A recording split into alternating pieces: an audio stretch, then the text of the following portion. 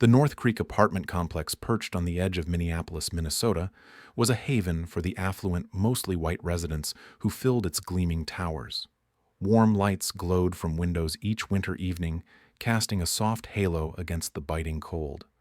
Amid this polished world lived Marcus Thompson, a 26-year-old black man of American descent, quietly renting a modest unit on the third floor. He worked as an electrical and plumbing technician for a large maintenance service company, donning his faded blue uniform each day, lugging a heavy toolbox from one upscale building to another. His tasks ranged from replacing light bulbs in cavernous lobbies to installing new pipes in luxury kitchens, often under the watchful, wary eyes of those who saw him as an outsider. Marcus had no close friends in the complex. The wealthy tenants offered occasional polite nods, but more often their glances carried unspoken suspicion, as if his presence alone threatened their security. Children were taught to avoid strangers, and mothers clutched their purses tighter when passing him in the hallways. He had grown accustomed to the invisible barriers that came with his skin color in a place like this. Still, he kept his head down, focused on his work, sending most of his paycheck back to family in a quieter neighborhood across town. One early winter afternoon, with snowflakes drifting lazily outside the windows, the eighth-floor hallway was eerily quiet. Marcus knelt on the carpeted floor toolbox open beside him as he fiddled with a flickering light fixture. The cold air seeped through the building's edges, carrying the faint scent of pine from a nearby holiday wreath. His hands, calloused from years of manual labor, moved with practiced efficiency, twisting wires and testing connections. He hummed softly under his breath, a habit to fill the silence of these empty corridors. Suddenly, the door at the end of the hall swung open with a soft click.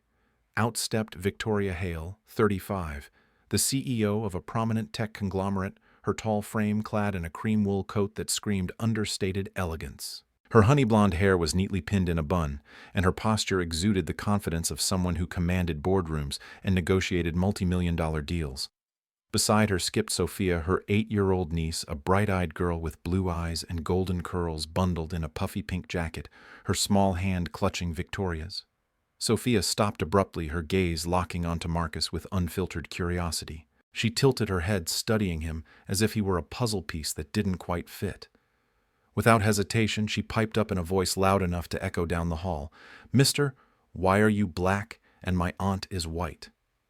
The question hung in the air like a sudden frost, freezing the moment. Marcus paused, his screwdriver hovering mid-turn. He looked up, meeting the girl's innocent eyes, a flicker of surprise crossing his face. He'd heard variations of this before, whispered comments or outright stares, but never so bluntly from a child in this pristine setting. He straightened slightly, setting the tool down, and managed a gentle smile, though his mind raced with the familiar weight of such encounters. "Well," he said, his voice steady and warm, "I guess everyone has their own story, Sophia, like how each apartment here has its own key that only fits one door." Victoria, who had been checking her phone, snapped her head up at the sound of her niece's name. Her sharp features softened just a touch as she processed the exchange. A small, unexpected laugh escaped her lips, not mocking, but genuine, breaking the tension like sunlight piercing clouds. It was a rare sound from someone known in corporate circles as the Ice Queen, a woman who rarely let her guard down. "Marcus is right, sweetie," Victoria said, her tone light but instructive as she placed a hand on Sophia's shoulder. "Differences make things more interesting, don't they?" Sophia wasn't satisfied yet. She scrunched her nose, pondering, then fired off another question. "So could I turn black like you someday?" Victoria knelt slightly to Sophia's level, her coat brushing the floor, and pulled the girl closer with a soft chuckle. She glanced at Marcus, her eyes meeting his for the first time without the barrier of formality. "As long as you're kind and listen to people's skin color doesn't matter at all. Right, Marcus?" For a heartbeat. Marcus held her gaze, caught off guard by the warmth in her voice. This was the powerful CEO he'd seen in passing, always rushing to meetings, phone in hand, exuding an aura of untouchability. Yet here she was, engaging him not as a mere maintenance worker, but as a person. He nodded, his smile widening a fraction. "Exactly." Sophia beamed, her curiosity shifting to excitement. "I made cookies yesterday. They're kinda burnt, but want to come try one. Aunt Victoria says they're okay." Marcus hesitated, glancing at his toolbox, the unfinished light fixture mocking him. Invitations like this were rare in his world here. Victoria stood smoothing her coat and offered a nod that felt sincere. "If you're not too busy?" she added, her voice carrying a hint of amusement. He wiped his hands on a rag from his pocket, feeling a strange mix of wariness and intrigue. Every day in North Creek blurred into the next repairs, solitude, subtle exclusions. But today, sparked by a child's unfiltered question, the walls seemed to crack just a little. Marcus gathered his tools, deciding to follow. Sure, why not lead the way? As they walked toward the apartment, Sophia chattered on about her baking mishaps, Victoria's occasional laugh echoing softly. Marcus trailed behind, his mind buzzing with the unexpected shift. For the first time in this cold, exclusive building, he didn't feel quite so invisible. Piofs. In the days that followed that unexpected hallway encounter, Marcus found his routine at North Creek subtly shifting. What had once been a series of anonymous repair calls now carried a faint undercurrent of familiarity. Victoria's penthouse, with its expansive views of the Minneapolis skyline and sleek minimalist decor, glass tables, white leather sofas, and abstract art on the walls, became a recurring stop on his schedule. It started innocently enough, a text from her about a finicky hot water system that sputtered inconsistently, followed by another request to check a loose outlet in her home office. Marcus responded promptly, as he always did, arriving with his toolbox and a professional nod. Victoria maintained her executive poise, at first crisp instructions, delivered with the efficiency of someone used to delegating multi-million-dollar projects. She would hover nearby, arms crossed, watching him work without much small talk. But Marcus was different from the parade of service workers she'd dealt with before. He didn't rush or fumble to impress. Instead, he moved methodically, explaining each step in a calm, unassuming voice. "This valve here's corroded from the hard water common in these older buildings. I'll replace it with a brass one. It'll hold up better." She found herself listening, nodding, even asking follow-up questions that surprised her own guarded nature. One evening, as Marcus finished tightening the last fitting under her kitchen sink, Sophia bounded into the room, her golden curls bouncing. She carried a plate of misshapen cookies, their edges charred from an over-enthusiastic baking session. "Mr. Marcus, you gotta try these. I made 'em myself, but Aunt Victoria says they're rustic." Sophia thrust the plate forward, her blue eyes wide with expectation. Marcus wiped his hands on his uniform pants and knelt to her level, accepting a cookie with a grin. He took a bite, chewing thoughtfully despite the faint taste of overbaked dough. "Not bad at all, kid. A little crunch adds character." Sophia giggled, delighted, and tugged at his sleeve. "Sit down. Aunt Vic make him stay for more." Victoria hesitated in the doorway, her phone buzzing with unread emails from the office. She wasn't one for impromptu gatherings. Her evenings were typically spent reviewing reports or attending virtual meetings. But something in Sophia's enthusiasm and Marcus's easy patience made her relent. "If you're not in a rush," she said, gesturing to the dining table. Marcus glanced at his watch, then shrugged. "Toolbox can wait a minute." They sat around the polished oak table, the room filled with the scent of slightly burnt sugar and Victoria's lingering perfume, something floral and expensive. Sophia dominated the conversation, at first chattering about her favorite cartoons and how she wanted to be an astronaut when she grew up. Marcus engaged her effortlessly, sharing a story about fixing a satellite dish during a storm and pretending it was like repairing a spaceship. Victoria watched, a small smile tugging at her lips. It was rare for her to see someone interact with Sophia without the awkwardness that often came from adults unused to children. As Sophia scampered off to fetch more cookies, the talk turned unexpectedly deeper. Marcus mentioned a recent repair job in the building's gym, noting how few residents seemed to mingle. "It's funny, everyone's got these big windows, but no one really looks out at each other." Victoria leaned back in her chair, her fingers tracing the rim of a water glass. "I know what you mean. I moved here for the privacy, the quiet after long days at the office, but the more time passes, the more it feels isolating. At work, I'm the decision maker, the one everyone defers to. Here, people see me as unapproachable, I suppose." Marcus nodded, his dark eyes thoughtful. He'd felt that isolation in a sharper way, the unspoken judgments that followed him like shadows. But he didn't push. Instead, he shared a light anecdote about growing up in a crowded neighborhood where everyone knew everyone's business. It wasn't fancy, but at least folks talked. Victoria's expression softened, and for the first time she opened up a fraction more. Sounds almost nice. My world is all about appearances, board meetings, investor calls. No room for real conversations. By the time Marcus packed up to leave, the evening had stretched longer than intended. Sophia hugged his leg goodbye, and Victoria walked him to the door. "Thanks for humoring her," she said. "And for the fix." He waved it off. "Any time." The encounters continued weaving into a subtle pattern. A faulty thermostat led to another visit where they discussed everything from local basketball teams to the best coffee spots in the city. Marcus's straightforwardness, never pandering, always genuine, chipped away at Victoria's walls. She began to look forward to his arrivals, the brief respites from her high-stakes life. But not everyone in North Creek shared that warmth. One afternoon, as Marcus headed to the elevator after a quick repair, a middle-aged white woman in pearls and a fur-trimmed coat cornered Victoria in the lobby. "Be careful with that one," she whispered conspiratorially, glancing toward Marcus's retreating figure. Young technicians these days, they're smooth talkers. Victoria's jaw tightened, her CEO instincts kicking in. She straightened her voice, cool and cutting. "I choose my own company, thank you. And Marcus is more reliable than most people I know." The woman flushed and hurried away, but the words lingered like a chill in the air. Marcus heard about it later from a passing comment by another resident, but he brushed it off with a quiet resolve. In his small apartment that night, as he heated up leftovers and stared out at the snow-dusted city, he felt a mix of gratitude and bitterness. North Creek was full of barriers, but for the first time someone was starting to see beyond them. As March arrived, the snow in Minneapolis began to melt in sluggish patches, revealing the gritty sidewalks beneath. The thaw brought its own set of problems, frozen pipes bursting in the older sections of North Creek, leading to a surge in repair calls. Marcus's days grew longer, his truck rumbling from one address to another, his uniform often damp from kneeling in puddles. He didn't mind the extra work. It kept his mind occupied away from the whispers that had started circulating in the building. Still, the budding connection with Victoria lingered in his thoughts, a quiet counterpoint to the isolation he'd always known.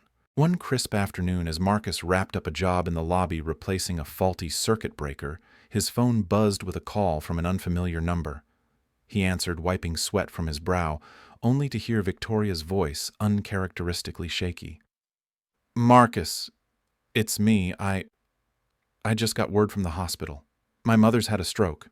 She's in Chicago, and I need to get there now." Her words tumbled out, laced with panic, a far cry from her usual composed tone. He paused, toolbox in hand, the lobby's marble floors echoing with distant footsteps. "I'm sorry to hear that. You okay to drive? It's a long haul." Victoria hesitated on the line, her breathing audible. "I don't know. Flights are booked solid with the weather delays and taxis." "I can't think straight." Marcus glanced at his watch. His shift was nearly over. Without overthinking it, he offered, "If you trust me, I can drive you. I've got a reliable truck and I know the roads at night." There was a beat of silence, then relief flooded her voice. "Really, you do that?" He nodded to himself. "Yeah, give me 20 minutes to swing by." He ended the call, grabbed his keys, and headed to her penthouse. When he arrived, Victoria was pacing the living room, her suitcase half-packed, Sophia hovering nearby with wide, worried eyes. "Aunt Vic, is Grandma gonna be okay?" the girl asked, clutching a stuffed bear. Victoria knelt, hugging her niece. "She will be, sweetie. I'll call you every hour." She looked up at Marcus, gratitude etched on her face. "Thank you for this. I didn't know who else to turn to." He shrugged modestly. "No problem. Let's get on the road." They loaded up his truck, a sturdy old Ford with worn seats and a faint scent of oil, and set off into the fading light, the Midwest stretching before them like an endless gray canvas. The drive was nearly 700 kilometers, winding through flatlands dusted with remnants of snow. At first the cab was quiet, save for the hum of the engine and the occasional ping of Victoria's phone with work emails. But as the miles accumulated, the barriers between them began to erode. Victoria, staring out at the passing farms, broke the silence. "You know, growing up, there was always this pressure to be perfect. My parents expected straight A's, leadership roles, the whole package. No room for weakness. It's why I pushed so hard to become CEO, prove I could handle anything. But relationships? They've all fallen apart. Men see the title and run, or they try to compete. Marcus kept his eyes on the road hand, steady on the wheel. Sounds tough. I've had my share of that invisible wall, too. Growing up black in places like this, you're always proving you're not a threat. Get pulled over for a taillight and suddenly it's a full search. Walk into a store and folks follow you aisle by aisle. I thought hard work would change it. Get the job, keep my head down. But sometimes just showing up is enough to make people uncomfortable. Victoria turned toward him, her profile illuminated by passing headlights. I can't imagine. In my world, it's all about boardroom battles, but that's nothing compared to what you've dealt with daily. They shared more as the night deepened, her stories of cutthroat negotiations and lonely hotel rooms after conferences. His tales of community barbecues back home where everyone pitched in color be damned. Laughter crept in, lightening the heaviness, and for the first time Victoria felt the weight on her shoulders ease.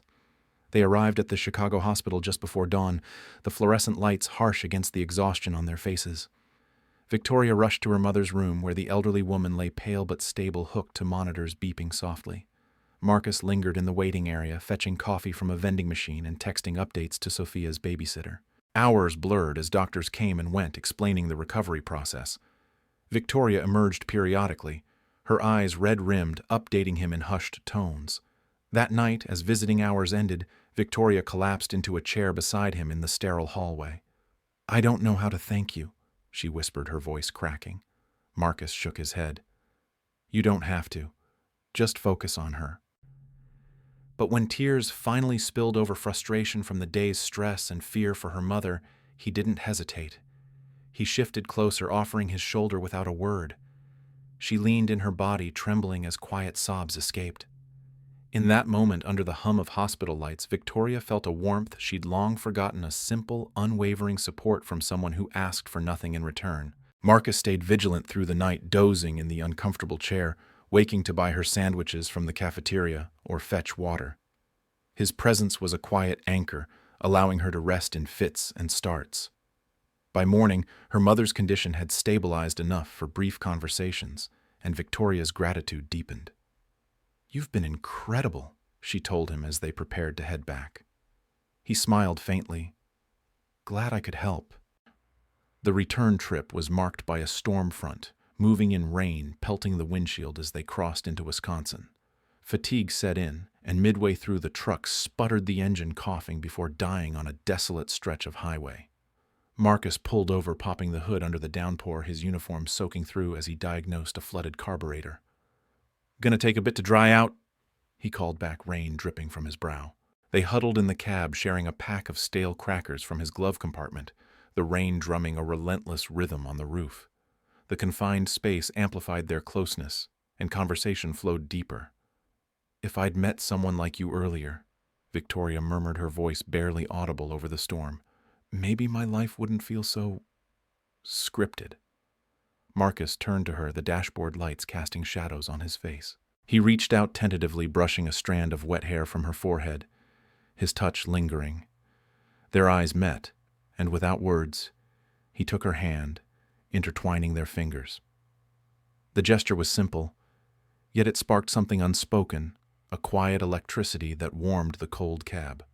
As the rain eased and the engine roared back to life, they drove on in companionable silence, hands still linked across the console. The journey had transformed from a necessity into a bridge, pulling them closer across the divides of their worlds. Upon their return to North Creek, the subtle shifts in Marcus and Victoria's interactions didn't go unnoticed. The long drive back from Chicago had forged an unspoken bond, but the complex's polished facade hid an undercurrent of gossip that bubbled up almost immediately. Whispers started in the elevators and laundry rooms, residents exchanging sidelong glances as they spotted Marcus heading to Victoria's penthouse more frequently, or the two sharing a brief conversation in the lobby. A CEO like her with a maintenance guy, and him of all people. One tenant murmured to another over coffee in the communal lounge. The words carried the weight of unspoken prejudices laced with assumptions about class, race, and propriety. The rumors escalated quickly. By the end of the week, anonymous notes began appearing, slipped under Victoria's door or tucked into her mailbox. One read, "Think about your reputation. Associating with someone like him could tarnish everything you've built for your company, your family." Another was blunter, "He's not one of us. Watch your back." Victoria crumpled them in her fist, her face flushing with anger. But the barbs stung deeper than she'd admit. At work, she was used to navigating corporate intrigue, but this felt personal, an invasion of the fragile normalcy she'd started to cherish. Marcus felt the shift too, though he wore it with the quiet resilience honed from years of similar scrutiny. One evening, as he made his way to Victoria's apartment after a late repair call elsewhere in the building, nothing unusual, just a follow-up on that temperamental outlet, he was stopped by the security guard in the lobby. The man, a burly white fellow in his 50s with a badge gleaming under the lights, blocked his path. "ID and work permit, please," he demanded, his tone-clipped eyes narrowing as if Marcus were a stranger, rather than the familiar face who'd been servicing the building for over a year. Marcus paused, his toolbox growing heavier in his grip. "You know me, Frank. I've got my badge right here." He pulled out his company ID, but the guard insisted on scanning it slowly, radioing in for confirmation. "Just following protocol," Frank muttered. "We've had reports of unusual activity, people coming and going at odd hours." Marcus's jaw tightened, but he said nothing, waiting until the guard reluctantly stepped aside. The encounter left a bitter taste, a reminder that no matter how reliable he proved himself, his presence was always conditional. That night, when Marcus knocked on Victoria's door, she opened it with a forced smile that didn't reach her eyes. Sophia was already in bed, the apartment quiet, save for the soft hum of the city outside the floor-to-ceiling windows. They sat on the couch, the space between them charged with unspoken tension. Victoria finally broke the silence, her voice low. "I heard what happened downstairs. I'm so sorry, Marcus. This place, it's toxic." He shrugged, leaning back against the cushions. "Not the first time. Folks see what they want to see." But Victoria's composure cracked. She buried her face in her hands, tears welling up unexpectedly. "It's my fault. If I hadn't gotten close, if we hadn't, people wouldn't be talking. The notes, the stares, it's humiliating. For you especially." Her shoulders shook, the weight of the day's accumulated slights crashing down. She was the unflappable CEO, yet here in the dim light of her living room, she felt exposed, vulnerable in a way her boardroom armor couldn't shield. Marcus shifted closer, his hand hovering, before gently resting on her back. "Hey, it's not on you. This is how it's always been for me, proving I'm not a threat every step." But Victoria lifted her head, eyes glistening. "What if I left, sold this place, moved somewhere quieter away from all this judgment? Would you come with me?" The question hung between them, raw and laden with implication. Marcus met her gaze, his dark eyes steady, reflecting the city lights outside. He took a breath, the words forming from a place deeper than he'd anticipated. "I don't care what they think about me, Victoria. I've dealt with worse. But losing the one person who's ever looked at me and seen more than just my skin that I couldn't handle." His voice was soft but resolute, carrying the strength of someone who'd built walls to survive, but was now willing to lower them. Victoria's breath caught her, tears spilling over as she processed his words. For the first time in her life, she felt truly seen, not as the powerful executive, but as a woman deserving of unwavering support. She leaned forward, wrapping her arms around him in a tight embrace, her face buried in his shoulder. The scent of his uniform, faint traces of oil and soap, grounded her as sobs escaped, releasing the pent-up frustration and fear. Marcus held her, his arms encircling her firmly, like an anchor in the storm of prejudices swirling around them. In that moment, she realized this was protection born not from power or status, but from genuine care, a solidity as unyielding as a mountain. As her tears subsided, she pulled back slightly, their faces inches apart, the air thick with emotion. "You've become my safe place," she whispered. He nodded, brushing a tear from her cheek. "And you've become mine." Victoria and Marcus chose to stay in North Creek, defying the whispers that still echoed through the hallways. The complex, with its pristine lobbies and guarded entrances, remained a symbol of exclusion, but they refused to let it drive them away. Instead, they turned Victoria's penthouse into a sanctuary, a place where the city's twinkling lights outside the windows felt like distant stars, far removed from the judgments below. Marcus moved some of his things in gradually, a few tools for odd jobs, a worn basketball for Sophia to bounce around the spacious living room, and a small collection of books on engineering that he stacked neatly on a shelf. Their days blended into a rhythm of shared routines. Mornings often started with Marcus brewing coffee in the sleek kitchen, the aroma of fresh grounds mingling with the faint chill seeping through the balcony doors. Victoria, still buried in her CEO duties, endless calls and strategy sessions would emerge from her home office, her laptop tucked under her arm to join him. They'd sit at the counter discussing everything from her latest boardroom victory to his frustrating repair calls. Sophia, who spent more time with them now that Victoria's schedule had stabilized, added a layer of joy, her laughter filling the air as she colored at the table. One weekend afternoon, they tackled a small renovation project together. The penthouse's balcony, once barren except for a couple of lounge chairs, became their focus. Marcus hauled up pots and soil from his truck, his muscles straining under the weight as Victoria directed him with a playful authority. "Over there by the railing that'll catch the most sun when spring hits." Sophia knelt beside them, her small hands digging into the dirt, planting seeds for herbs and flowers. "This one's gonna be basil for pizza," she declared, smudges of earth on her cheeks. As they worked, the three of them fell into easy banter. Marcus showed Sophia how to pat the soil gently, his large hands guiding hers.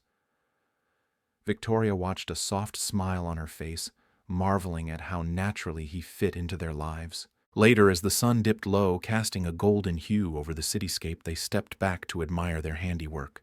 Pots lined the railing, promising green shoots in the coming months. "Looks good," Marcus said, wiping his hands on his jeans. Victoria leaned against him, her head on his shoulder. "It does. Feels like home." Even simple outings became acts of quiet defiance.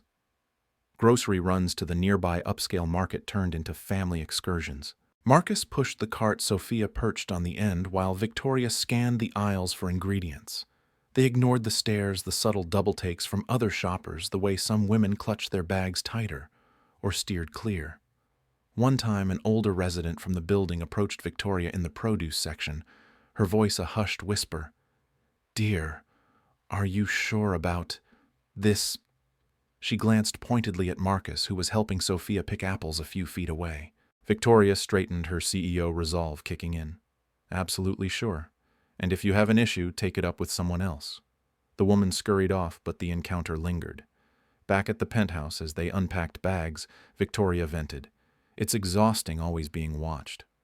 Marcus pulled her into a hug. "We don't owe them explanations.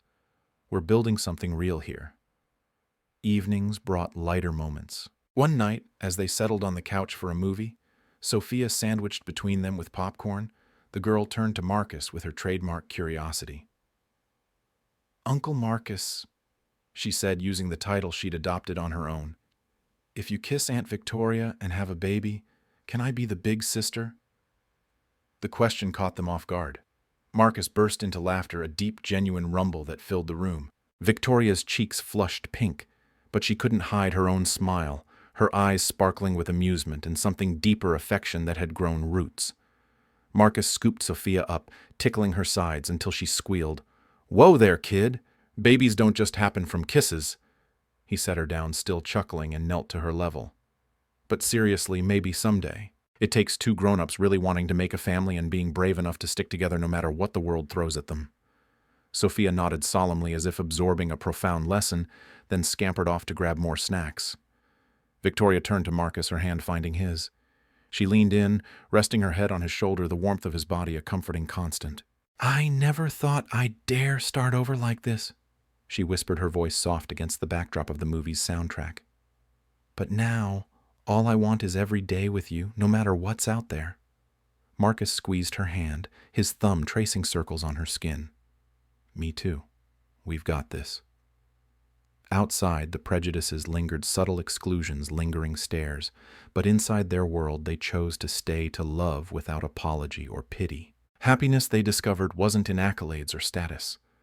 It was in the courage to love boldly, to remain steadfast, and to believe they deserved it all.